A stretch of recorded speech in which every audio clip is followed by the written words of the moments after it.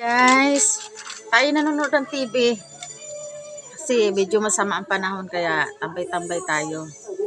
Igbabad rin ako ng mga puti para mamaya isalang ko na lang sa washing. Ayan guys, nanonood ako ng TV guys. Habang nakikipag-isbakan ako sa inyo. Tara.